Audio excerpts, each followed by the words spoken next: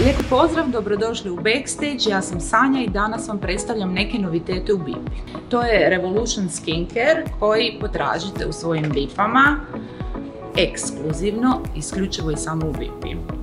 Imam tu dosta proizvoda na testiranju, moram priznat moj prvi dojam je oduševljenje.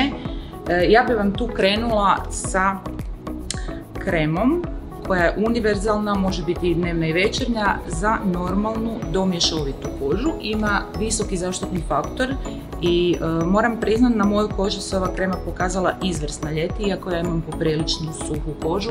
Sljedeći proizvodi su proizvodi s niacinamidom. Znači imamo serum, imamo mist sprej hidratantni i imamo kremu koja matira.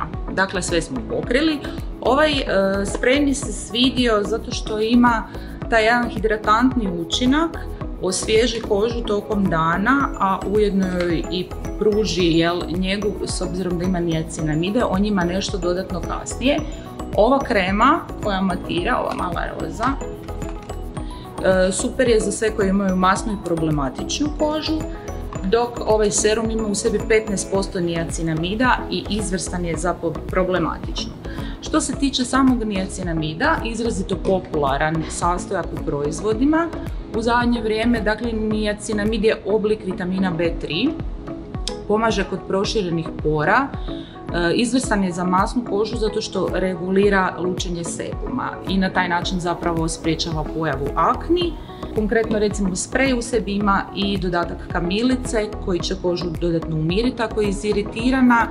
Međutim, niacinamid je dobar i za zrelu kožu jer ima taj jedan anti-age učinak. Sljedeći proizvod koji ću vam pokazati, ja se zapravo ne mogu odlučiti koji su mi omiljeni. To su ovi serumi i ulja.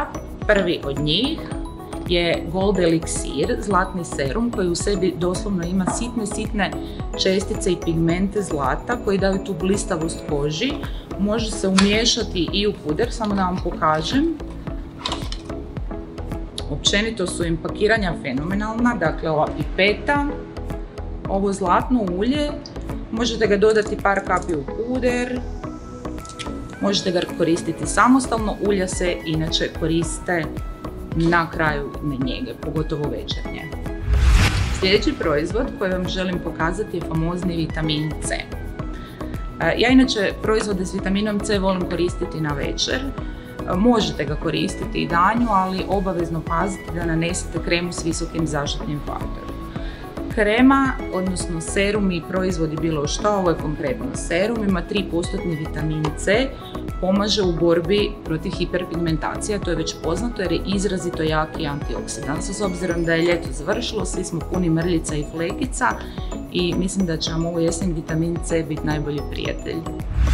Još jedan proizvod koji je mene osobno oduševio, ulje skvalana koje se koristi na večer. Skvalan je inače najsličniji našem prirodnom sebumu, tako da ko ima izrazito masnu kožu bi ga mogao za početak zaobići, čekajte do zime kad koža bude malo više suha. Ovo je ulje koje se koristi na večer, dakle Night Restoring Oil.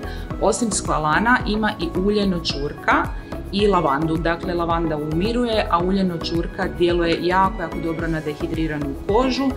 Tako da mislim da ćemo se ja i ovaj skvalan družiti tokom zime. Još jedan jako interesantan proizvod je ova maska koja u sebi sadrži kokos, mango i čija sjemenke. Ova maska izgleda fenomenalno na licu, jako je fotogenična, a ujedno je jako hranjiva. Još jedna stvar koju vam želim spomenuti u vezi Revolution Skincare-a.